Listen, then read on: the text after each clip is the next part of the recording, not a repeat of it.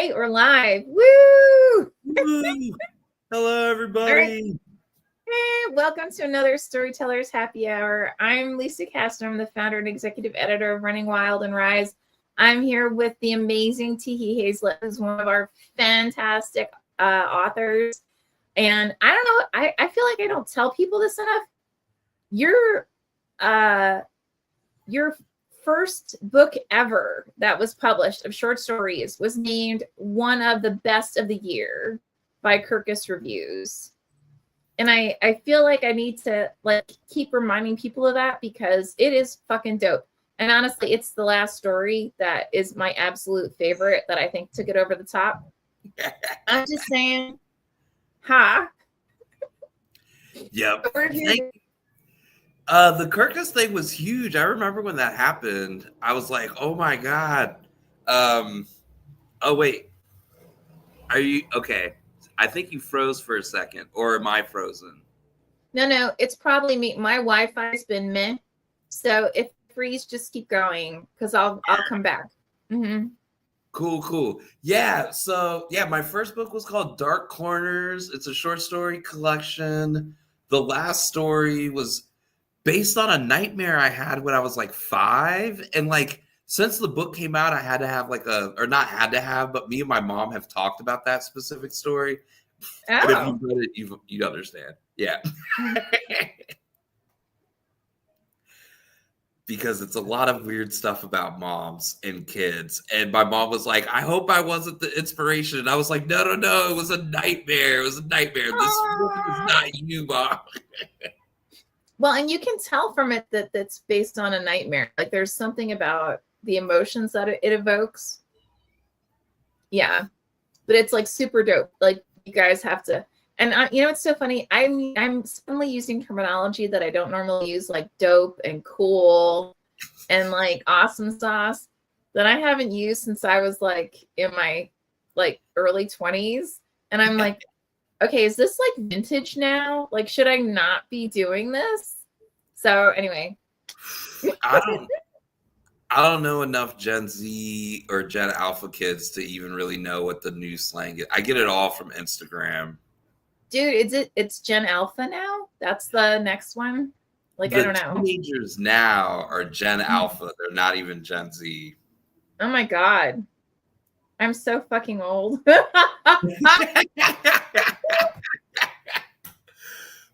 I feel old, yeah. When especially like TikTok, I just never got on TikTok.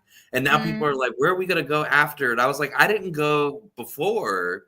I'm definitely not going anywhere after. Like that ship has sailed. Well, there's Blue Sky. Yeah. There's a whole bunch, but like it's hard to keep track because half of them just fail. Yeah. Oh, yeah. Substack's the other one. Blue Sky and Substack. But like, yeah, I mean, I don't like Substack right now because everyone who's on it so far, it seems like they're all pushing some agenda. And I don't care. Like, you can tell it's been a week because I'm way too blunt right now. But like, I'm like, I don't care. Like, it's obvious that you're upset about something, you're passionate about something, and you have a very pointed point of view, and you're not going to listen to anybody else. And that's not my thing. Like, I don't do that. You know what I mean? Like I just don't think that's cool. So like, I'll go on Substack just to see if anyone I care about is, posting anything. And I'm off like within 2 minutes because I'm like, oh, I can't do this. I'm also, because I work in a political nonprofit, so I talk about politics stuff all day. So like when I'm not at work, I don't want to talk about it, and I totally don't engage with people, even if their politics are the same as mine. I'm just like, no, like that's what I get paid to do.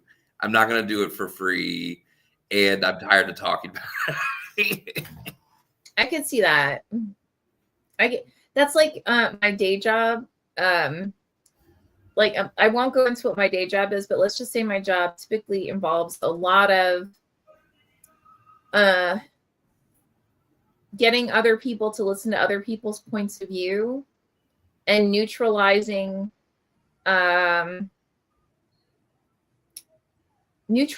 potentially tense situations.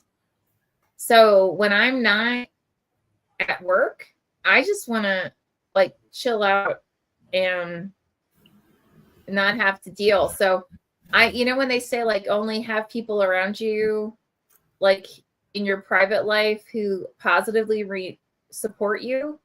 Mm-hmm. I admit I do that. Like I really only reach out to and keep engaged with people who like I know they're real. I know their intentions are positive. I know they have a positive outlook on life, and I know that we have a solid connection. Do you know what I mean? Like Yeah. where the like I'm not putting in a whole lot of work, you know. Yeah. That sounds evil, but it's true. It is true. And it's really interesting because like one thing that I've noticed living in Puerto Vallarta, so a lot of people retire and then move down here. And you can sort of tell sometimes the people who are like addicted to stress and like they don't know how to retire. Or like they retire and then they find 10 million things like fuss about or like conflicts to stir up. And it's like you're addicted to like Drama. stress and drama and you just need to calm down. Like you're old now. You worked your whole life. Like smoke a blunt and go to the beach. Oh my God, I love you. I'm like, take a gummy and go to the beach. Exactly. Okay, so for our storytelling happy hour, normally I have this deck here from the Moth. If folks who are watching on the internets know, the Moth is like a oral storytelling phenomenon. They also do contests and stuff. They have a deck with cards that have different prompts. And we haven't used this deck in a while. So I was like, let's try it. But right before I opened it, I had an idea. My boyfriend, he's not home right now. He's getting a tattoo, or he's getting an extension of a tattoo around his arm. And I was like, we should tell stories about tattoos. Yeah. I was like, we should tell stories about tattoos. And then I pulled this card out of the deck. Oh my God. It's fate. So, so the whole purpose of this storytelling happy hour, me and Lisa are both imbibing alcohol. I guess I'll cover the brand, but it should be obvious what I'm drinking. Cheers. Well, it doesn't matter. So you're an advocate. Like, who cares? Yeah. I mean, I do like the beer. I like my brand of beer. But yeah, so we're gonna be drinking our libations and coming up with stories impromptu, just off the fly, based on this theme, which is tattoos. Lisa, how many tattoos do you have? Oh my God. 1, 2, 3, 5. 5. And they're most of them are kind of big. So, I should get like someone to take a picture. So, do you want me to go into it or? Sure. I was just counting how many tattoos I have. How many do you have? I have 8. Oh, nice. But they're all small to medium. The largest one I would say is medium. Oh, no, wait. No, yeah, that's right. Yeah, yep, that's right. Sorry. All right, so backstory. For years and years and years, I didn't get a tattoo for 2 reasons. One will make sense, the other one's retarded. So, one, because I worked in a very corporate environment, and in the 80s, 90s, and early 2000s, it was not acceptable to have a tattoo. It was perceived that you were of you were white trash, basically. Right. Yeah. And the other part was, so anyone who's met me, and I actually still find this fascinating. If you don't know me and you haven't interacted with me, most people assume that I am of upper means and that I am very, I come from a very, I guess you could say white elitist background. And then typically what happens is people start talking to me and they'll realize, oh my God, like you're nothing like what my perception of you was. And so it felt like I couldn't get tattoos because it wouldn't align with people's perceptions of me. And then the first tattoo I ever got is, I say it's a phoenix. My tattoo artist who did it for me says it's a bird. She can screw off. I still say it's a phoenix. It's on my side. And I got it because my astrological sign, technically speaking, I'm both a Scorpio and a Sagittarius. I'm literally right on the cusp. My birthday is November 21st. From what I understand, I was born at like 4 a.m. And that puts me, boom, right on the cusp. So the alt, if you look this up, and yes, I am someone who knows this kind of information, which is probably, you're probably watching this going, oh my God. The alternate sign for someone who's on the cusp of Scorpio and Sag is a phoenix. So I got that done. Again, it's on my side. I actually wish I got it bigger because I got it relatively small for what it is. All of the tattoos I have, so I have that. I have a lotus flower on my upper back, which is a sign that means regeneration. And then I have a Dios de los Muertos tattoo, which is basically all of my back, like my middle back. And again, it's a sign that means, well, not regeneration, but like rejuvenation, I guess. Oh, yeah. Renewal. Renewal is a better way to put it, right? And then I got, so this is Shoshin, and then the actual word Shoshin. And I got this because my favorite gym instructor, Jeff, he had this on his wall, and it means beginner's mind. And I got it as a reminder that if you're in a situation where you feel like I don't understand what's going on, or you know,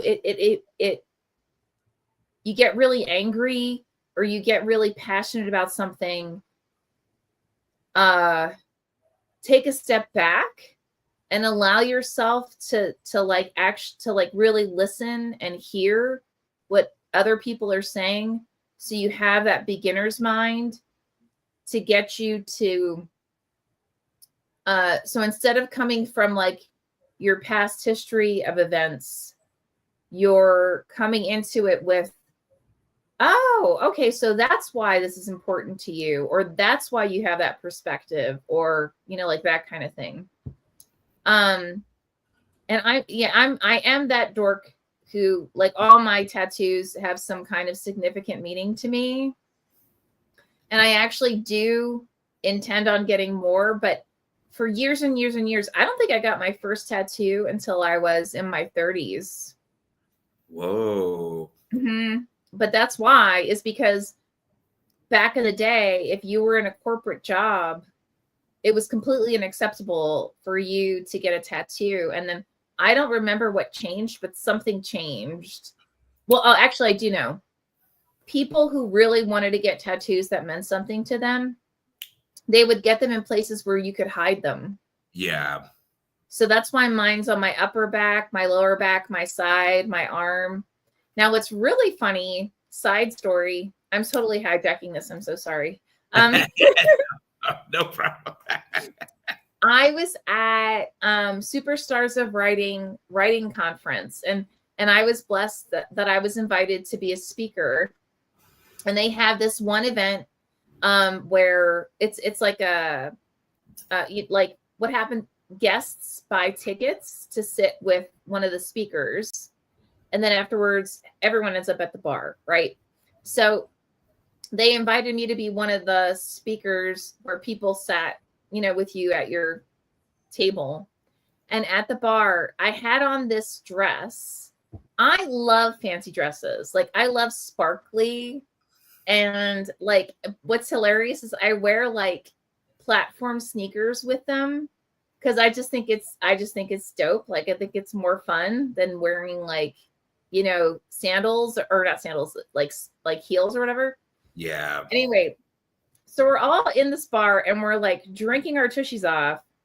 And, people are talking to me. And this one woman comes up to me. She goes, "Oh my God, I fucking love your dress." Because it was this like nude, like long sleeveless dress with all kinds of sparklies on it. But the back, it's cut out like this. So it frames my tattoos. Oh. And I didn't realize how effective it was until she came up to me. I think she actually took a picture. She was like, "Can I take a picture? Because this is so dope." And I was like, yeah. But so yeah, so I need to get more shirts like that where like it'll because now, because now it's like actually acceptable to have tats like that. You know what I mean? Like, I don't know. I feel like there is a distinct marcation when visible tattoos became socially acceptable because they were not when we were kids. I have a crazy theory that this has to do with 9/11. Oh, probably. But where did it come from? Yeah, because I've long held this theory that in the entertainment industry, and particularly with women celebrities, right, there is a trend of them wearing more revealing clothing after 9/11 as a conscious rejection of this, like, a dominant narrative about Islam and like women have to wear hijabs. And there's still a lot of anti-hijab stuff out there in the world. And I think the United States took a turn towards like, we're going to have our women just be ass out, right? And what happens is then you start to realize that people have tattoos because they're wearing less clothes. And then I think that helped usher in that it's okay.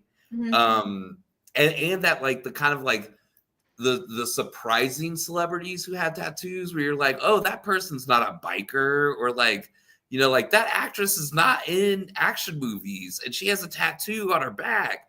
Like, and then it started to become more like, oh, it's for everyone. And I love, because I love tattoos. I love that our culture has now embraced tattoos where it's like not even a thing. It should have always been like that. Yeah, totally. What was I gonna say? Oh yeah. No, I'm not gonna say. Whatever you want, my love, it's not a thing. Weirdly, I don't like to see a lot of tattoos in porn. Oh. I don't know why I'm like that. Because I have 8 tattoos, but I'm like, because people put tattoos in stupid places sometimes, or their tattoos are just kind of like stupid. No, that's true. And then you're like all distracted from what you're supposed to be doing, where you're like, why is that? Is that a walrus or a cupcake? This is not what I should be paying attention to. It's porn. Like, oh my God, that's awesome.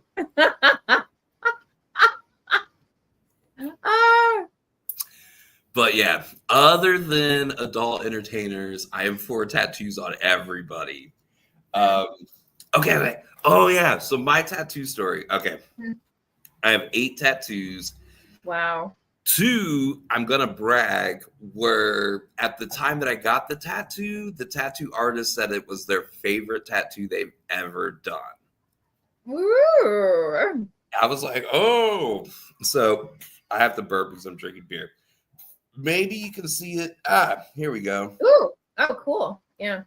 So this is actually, it's upside down because of this angle, but it's a Jackson Pollock painting.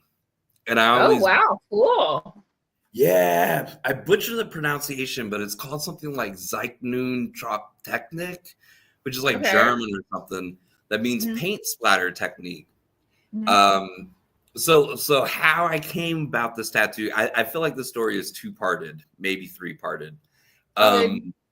When I was in college, because I also grew up very poor, I felt like I was like really insecure about my knowledge of art. Like I'd watch movies and TV and people would discuss art. I'm like, they're so fancy. And like, I have no idea what they're talking about. So in college, I signed up for an art appreciation course that also satisfied a requirement, like within the whole thing. So I was like, oh, cool. I'm going to get to learn about art. And the professor, very handsome guy, so he's pretty engaging. There were it was a weird class in that there was like, I think there were only 3 men in this class and everyone else was a woman. Oh, And weird.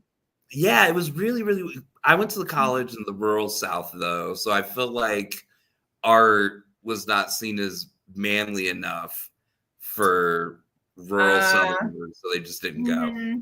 I get But it. that's weird. And our teacher, he was a really great teacher, but most of the art movements like didn't really. We were going through like expressionists, and I'm like, oh, this is so fucking boring. But then when we got abstract art, we came into class. Our teacher put up this picture on like the big overhead thing of this painting, and I lost my breath. I was like, this is the most beautiful thing I've ever seen. And like, he could totally tell he's doing a little lecture and he calls on like specific people, but it's all the people who are just like jaw dropped, gaping at it. And he's Oh, like, wow. what do you see? Because like, to me, there's so much emotion. There's so much like vitality in the painting because it's so curvaceous and stuff. And like, you just kind of get lost and your eye goes everywhere. And so I was like, oh my God, this is my favorite painting. And then so like years later, I had this idea. I was in New York. I was working at this political organization, super stressed out. But I had a little bit of extra money and I was like, I want to get a tattoo. At this point, I already had 2 tattoos. So I was like, I want a third one. What do I want? What do I want? And I remembered that picture or that painting. So I was like, I want this. And a friend of a friend referred me to this tattoo artist.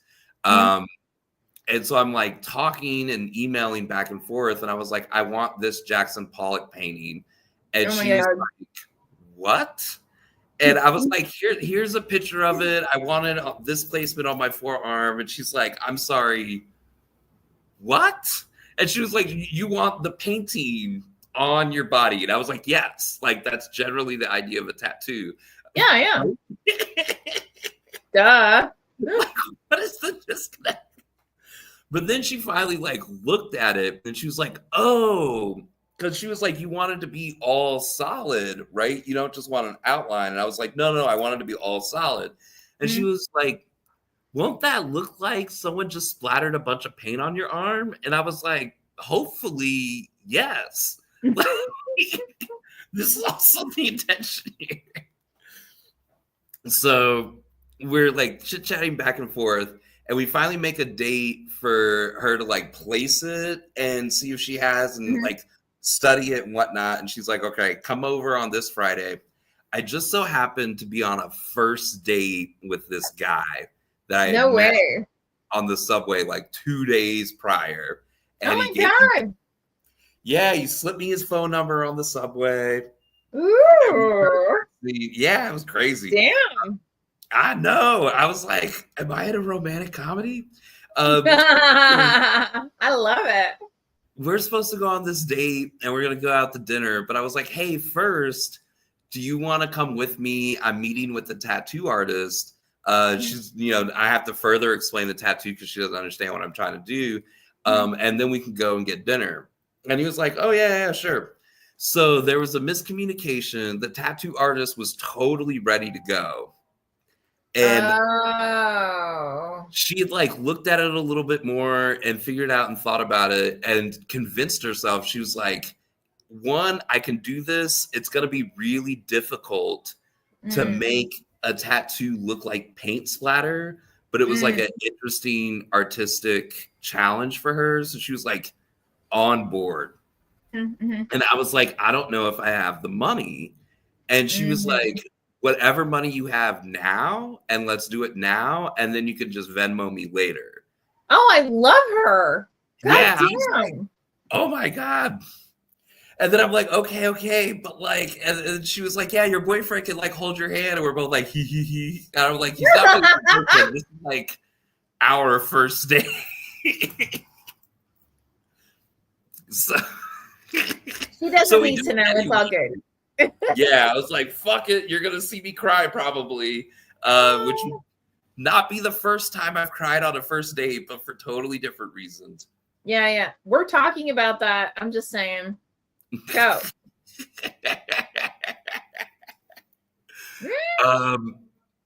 What else?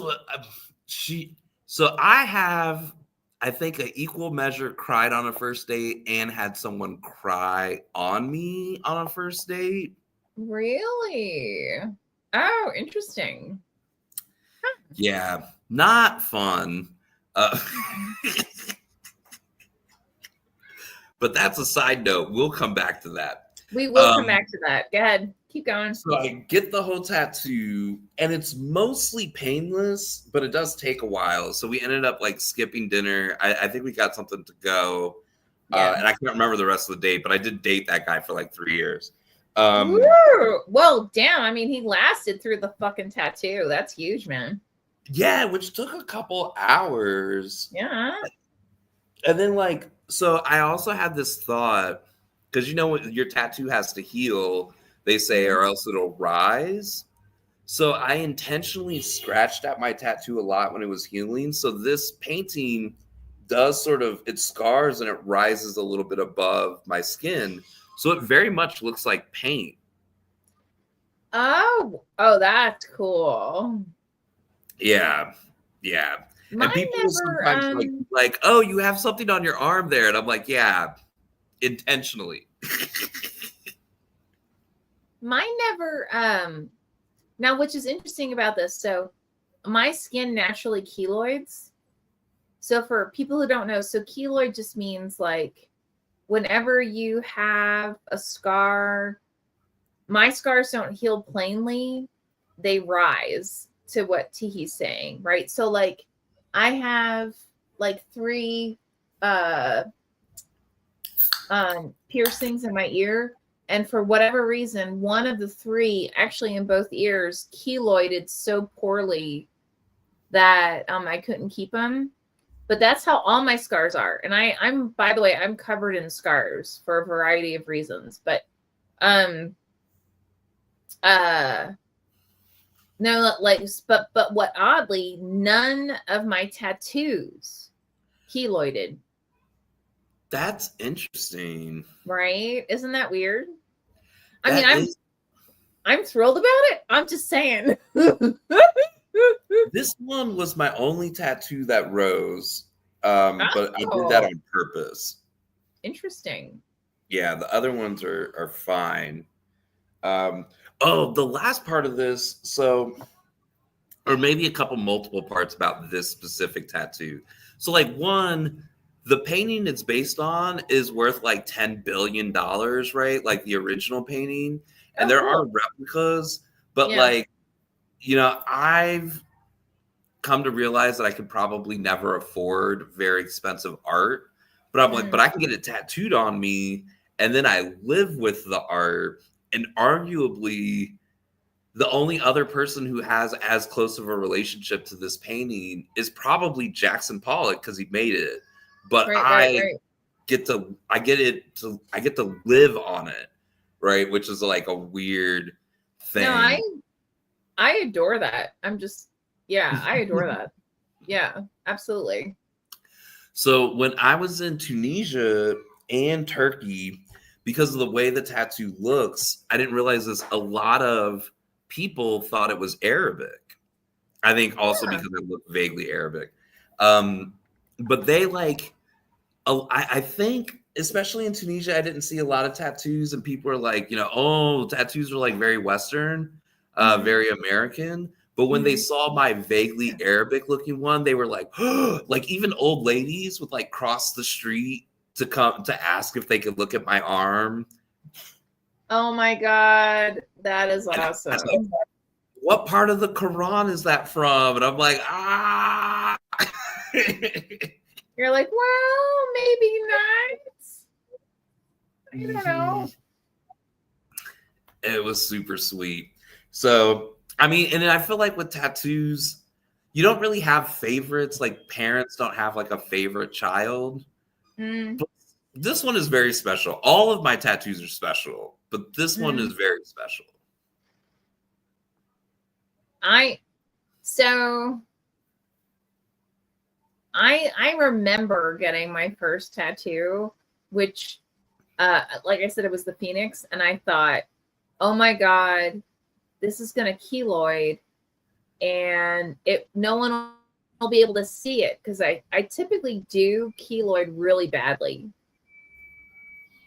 Like I said, it didn't keloid at all. It didn't even none of them, not only did they not keloid, none of them scarred at all. But like I've got stuff like, I don't know if you can see this. Probably not. So I have a scar here that it's actually pencil. So when I was a little kid, I ran through my house and I tripped and I fell and I went with a pencil right into my forehead. Oh no. And I was like, oh my God. Like, and at the time my mother was like, you've got a choice. I can either take you to the hospital and they're probably gonna, fill you full of shots, or just leave it. And I was like, leave it. Guys, I'm 53 years old. This happened when I was like 7. And I still have, like, it never went away. I still have that pencil in my forehead. That's Isn't that great? wild. That's wild. Mm-hmm. That's wild. I mean, there's just, yeah. Okay, now we were going to talk about, you mentioned a couple things that were like, what the hell? So you need to start giving it up. So.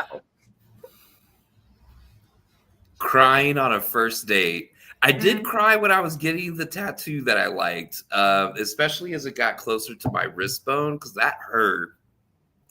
Getting tattoos really close to your bones hurts like a motherfucker, or at least it hurts me like a motherfucker. And I'm not afraid to cry while getting a tattoo. Once in New York, I was on a date with this guy. Oh, I should preface this with like, once the like, the like Michael Brown and like the Black Lives Matter was first starting up, and I was like very involved and like, felt very connected to Black Lives Matter movement stuff and work. And I made this personal pledge with myself to not have sex with white men for several years. Well, fuck them. Yeah, I was like, I am not going to be part of this like systemic cultural racism. I'm eliminating that. Ironically, my dating life got immediately better. And I was like, cool. And then I like went through a relationship. That relationship ended. It had been several years. And I was like, okay, I think I might be ready to start considering dating white men again. Okay. And I was like, okay. So I was like talking to this guy on a dating app. This is when I lived in New York City. And so we decided to go on a date. We went to go see Guardians of the Galaxy Volume 2, the second one. Oh, kind of cool. Okay. And at the end, I cried like a baby. Oh, well. I'd never even seen the first Guardians of the Galaxy. But when, like, the Yondu character, he was like, I may not have been your father, but I was your daddy, you know, because he, like, raised him or whatever. Just, like, completely ugly cried in the theater. It's like, oh my God, that's so beautiful. All right. Sorry, I'm, like, looking this up. Hold on. Okay. So, interracial couples. So I grew up in Camden, New Jersey, which I would have been considered the minority. And I was raised in an environment that was like, if someone tells you to be biased against someone, question their motives. And you should really just like accept people for who they are. Boom. Like that's it. So fast forward a really long later. And I'm like, you know, I'm like dating and I'm like hanging out with all these people and all this shit, you know, whatever. And this one guy, he was like, hey, let's go hang out. And I was like, yeah, sure. Yeah, okay, fine. And I see him in a coffee shop and I'm like, holy fuck nut. This is the most gorgeous man I've ever seen in my entire life. And he wants to talk to me, right? So that was one of those like existential, like, am I allowed to be here kind of things, right? So I'm trying to, let me see if I can do this. Okay. Share screen. I want to share. Allow. So, oh, I see. I want it.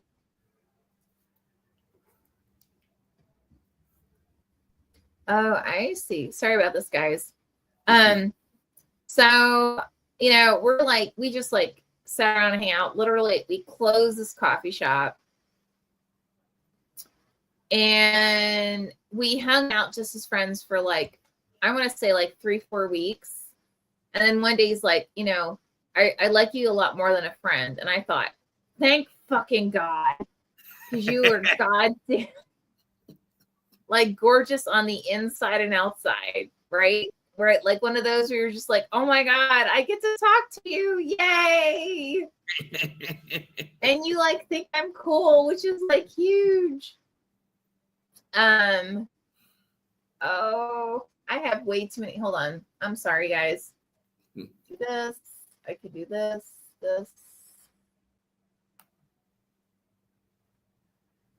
For like whatever reason, my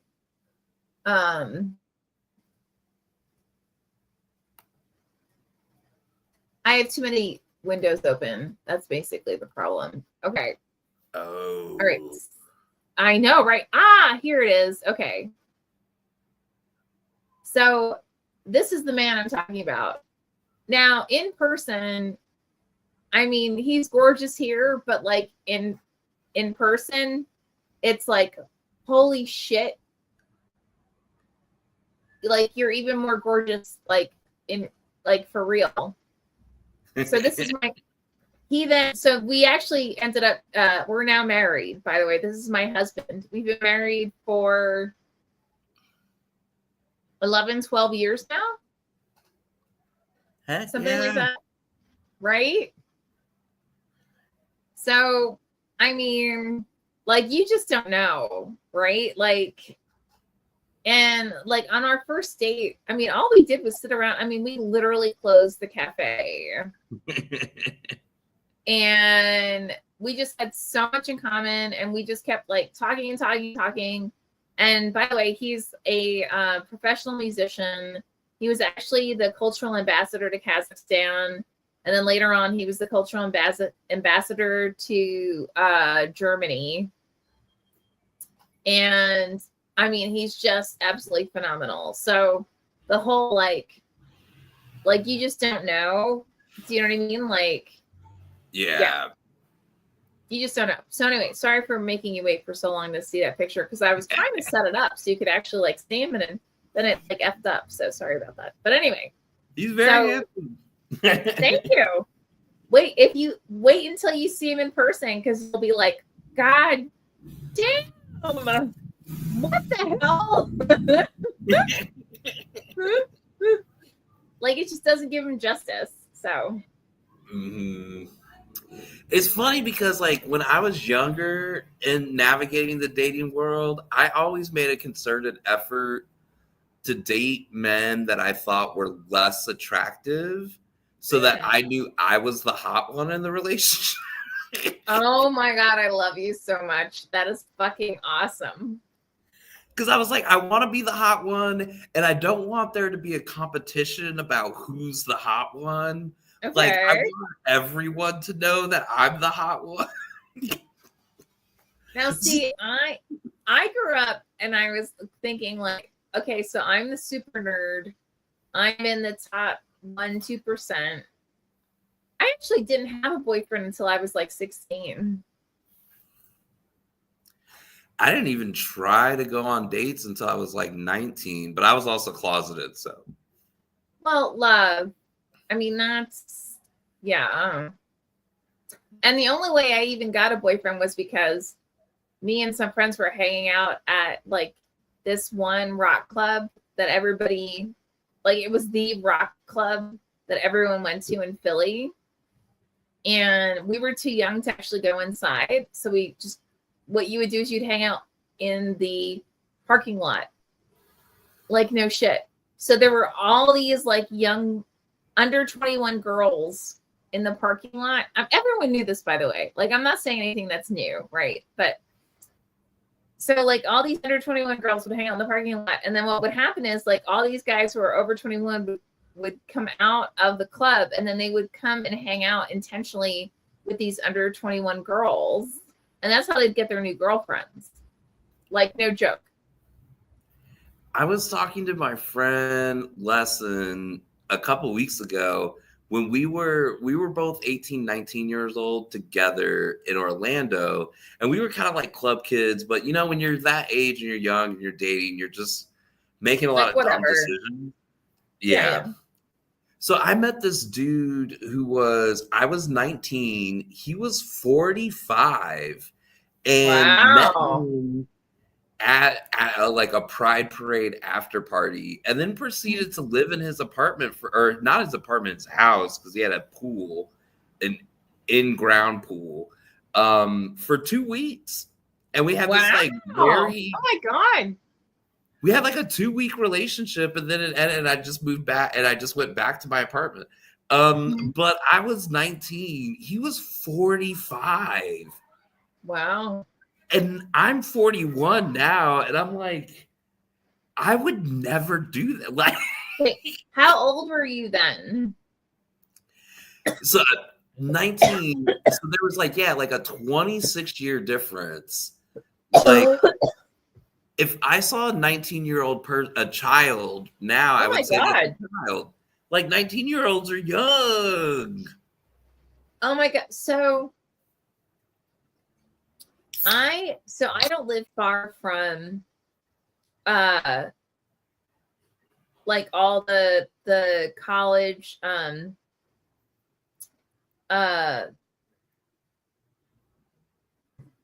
clubs, what do you call them? The bar or the college bar scene or the drag? Well, yes. But no, the like Phi Beta Kappa, all that. Oh, the fraternity row and all that. Thank you. Yes. So I don't live far from the frat house row. And it's actually a really nice street. And it's right off of the Starbucks that I go to all the time. So, you know, like I walk, for real. I'm not doing it because I'm like, hey, I'm old and I want to get attention. It's like, I'm like, hey, it's a nice treat and it's safe. So let me go, you know. Anyway, like I've had times where I was like, do you know, like I almost say, do you know how old I am? Because like I'm like in sweats, I've got no makeup on. I'm just going, I'm getting my morning latte, right? You know, and a guy will be like, hey, and I'm like, do you understand? Like, I'm more than old enough to be your mommy. Like, I'm could probably be your grandmommy. So you need to not, like, this is not acceptable. Yeah. It's so Like, weird. this is just freaky. Thank you. Right? Okay. I'm so glad I'm not the only one who feels that way. Like, it's just like, okay. I mean, part of me is complimented, but the 90% of me is like, oh my God, what's wrong with you? Right? Yeah. I feel like, not to like knock anybody's thing if that's what they're into, but I just think age gap relationships, not that they're wrong, but they're just like, there's something weird about it. I'm not built that way. Mm. Like, I'm just not. Even though I have dated younger, the youngest person that I dated was 12 years younger than me, and we dated for 3 years. Okay. And that's about the longest age gap I think I can tolerate. But in Puerto Vallarta, you see men in their 60s dating men in their early 20s. I mean, I don't know. I mean, as long as you feel comfortable with it, it's just, I just feel like there comes a point where it's like, okay, we have zero in common. I don't see how we have anything in common. And the fact that also the other part, I've got a wedding ring, guys. This doesn't go away. So either you're ignoring the fact that I've got a wedding ring on, or you haven't paid enough attention to notice it. Either way, this is so not cool. Yeah.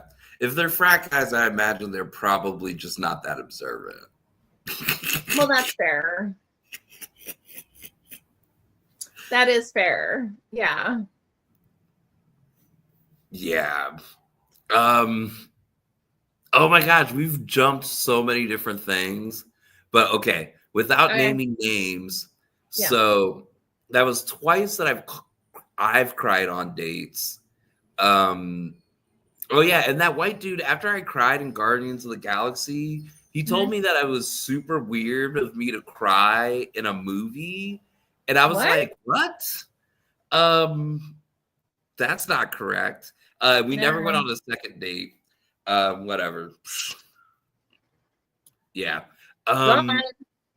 Yeah. So I was on a date here in Puerto Vallarta like 2 years ago with this guy. I won't name names. But you know, we're doing normal like first date stuff. So like, you know, like, where are you from? Like, where'd your family from? Where did you grow up? You know, and I was like asking him if he had siblings, does he have pets? And then he starts talking about his family and like completely like just stops talking, looks off into the middle distance, and just full out cries. And is like, oh, okay. Super sobbing and crying and like crying literally on my shoulder. And I'm like, there. Like, I don't know your last name or like really anything about you yet, but like, sure, I'll be the supportive person. And he tells me all of this, like, just like trauma dumps about all of his family drama and like who treated who like crap and just like all this different, and it's just generations of stuff. And it was like just under the surface that like early first date questions just like unleashed this whole thing. Oh. Yeah. And I was like, this is why it's off-putting. Because I was like, do you just walk around in your daily life like that close to like an emotional breakdown? Because that's wild. and a red flag on a first date. Yeah. Yeah. Yeah. Wow. I still I've see him never, downtown, but we never got a second date. I was like, no. the weirdest date I've ever been on. We went to brunch and the guy was already obviously really high. And like he could barely talk. And he's like, hey, do you want to go back and, like, we'll just like smoke a blunt or whatever? And I was like, you know what? I'm good. We don't need to do anything. I had a date down here in Puerto Vallarta years ago because I'm in a relationship and I'm very happy in my relationship, thank goodness. But being single is a mess. This one guy, he was a tourist, which dating tourists is its own crazy thing. Oh, sure. I don't advise doing it, despite the fact that I did it for years. But he was like, I like met him at a bar that was near his Airbnb. And he was like, without going into a bunch of details, but he's like, do you want to have sex? And I was like, well, like, this is very early on in the date. Like, hello, how are you? Blah, blah, blah. And he's like, my Airbnb is across the street if you want to have sex. And I was like, I don't know. And he's like, I'm having a hard time concentrating because I'm coming down from ketamine because I did a bunch of ketamine last night and went to an orgy. So I think having sex would like keep up with my attention span. Holy shit. Yeah. Oh my God. Wow. And he was like, yeah, like there were like 7 of us and we were doing all of this stuff. And I was like, I don't think I want to have sex with you. Oh my God. What do you do with that? Like, that's insane. Yeah, I hope he's doing well. I don't even remember his name. But God bless. He's somewhere on the West Coast. Watch out, everybody. Oh my God. Oh my he also, God. in the middle of all that talking, went up to use the restroom, came back, and he was like, I totally destroyed that toilet. And I was like, why do you tell that to somebody you just met? Okay. And what does that mean? Like, I don't know. I don't know. And he asked me to walk him home after like a couple of drinks. And I was like, you said you live across the street. So like this bar has like a patio area. So how about I just like make sure you cross the street safely from where I'm sitting? Right? Oh like, my God. Oh, hell no. Hell no. People are crazy. People right? Are crazy. Oh my God. I don't know. All right. So, do you want to talk about your upcoming novel? Oh, yeah. It's cold that I've not, or a cough that I've not been able to get. Beer will help. Duh. Yeah. That should be my next tattoo, actually, somewhere. It's just beer will help. Life mantra. But yeah, my book it's coming out in 2026, March 10th. It's called Orbital Bebop.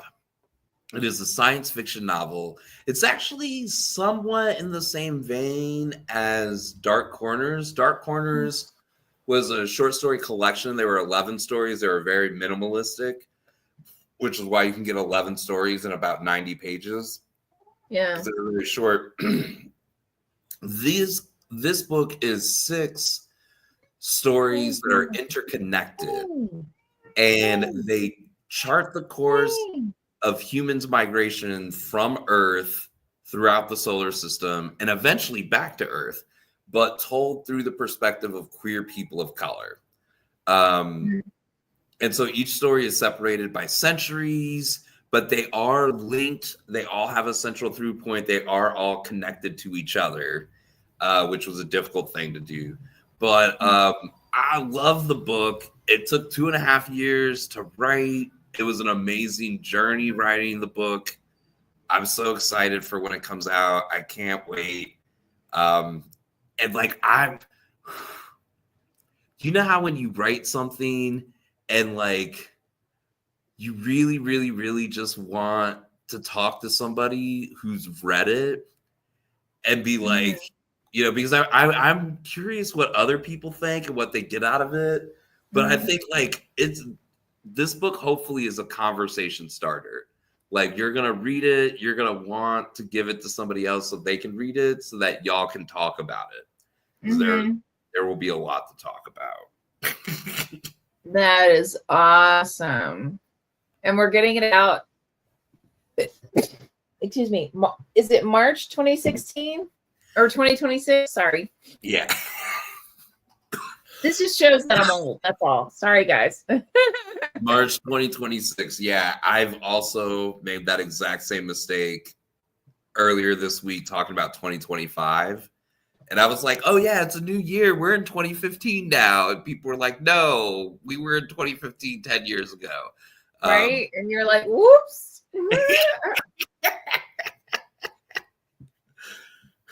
Yeah.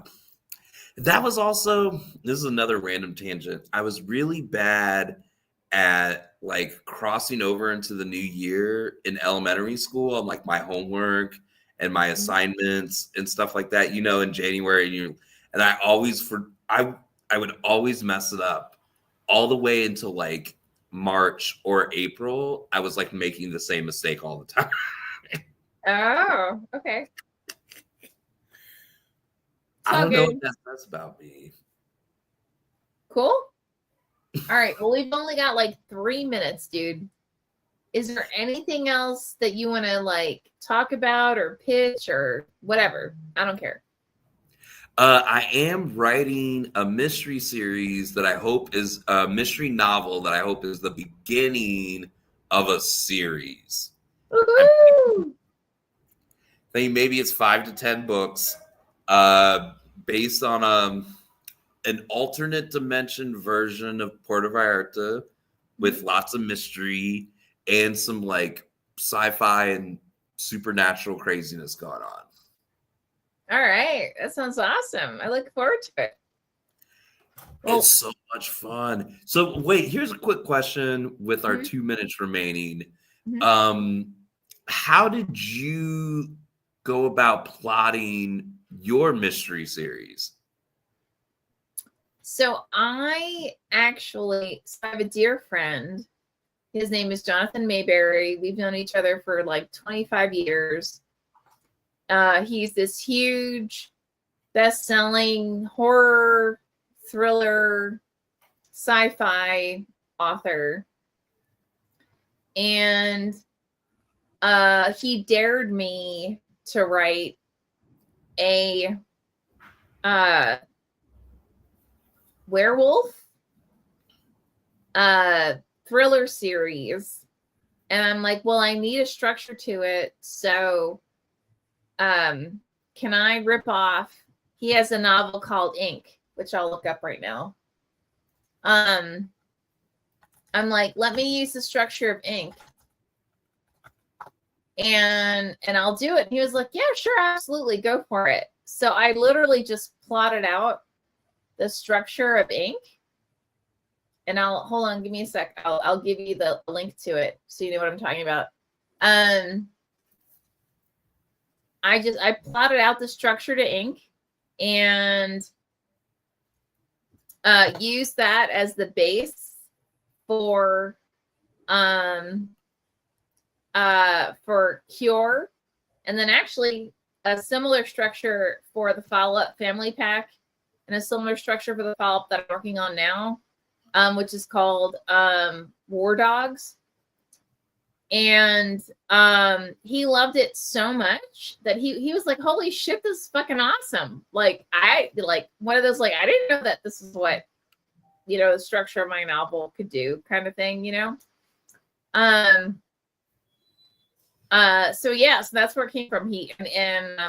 Technically speaking, because it's a structure, I'm not using the actual like I'm not using the characters, I'm not using anything that would be considered copyrightable.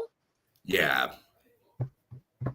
So once I did that, he then dared me to, yes, we have that kind of relationship. I've known him that long.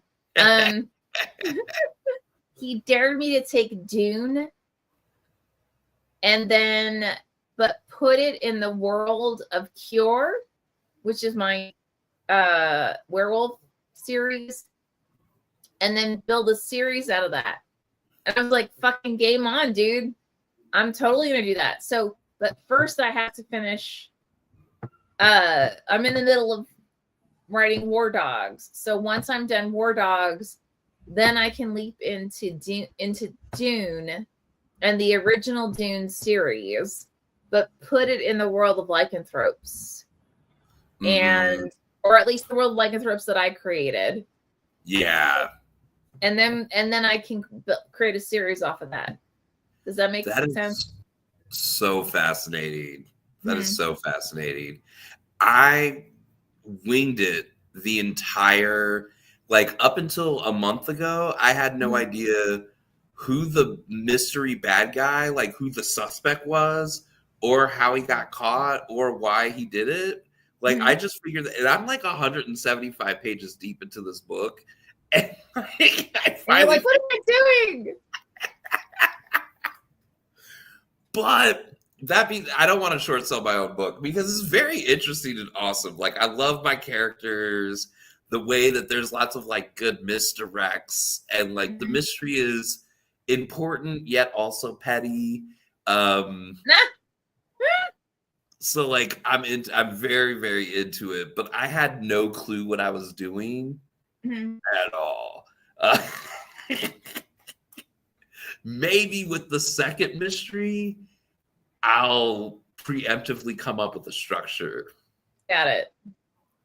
All right. Well, on that note, I know we are like 2 minutes over. Anyone who's been watching, thank you so much for joining us. It has, as always, it's a fucking blast. And I'm going to go find pasta because I've had too much booze and not enough food today. I had the opposite problem because I ate right before this call. So I'm like not even filling my alcohol. Oh my God, that's fabulous. Cool. Awesome. All right. Well, check us out, guys, next week, same time. Yeah. All right. Have an awesome one. Bye-bye.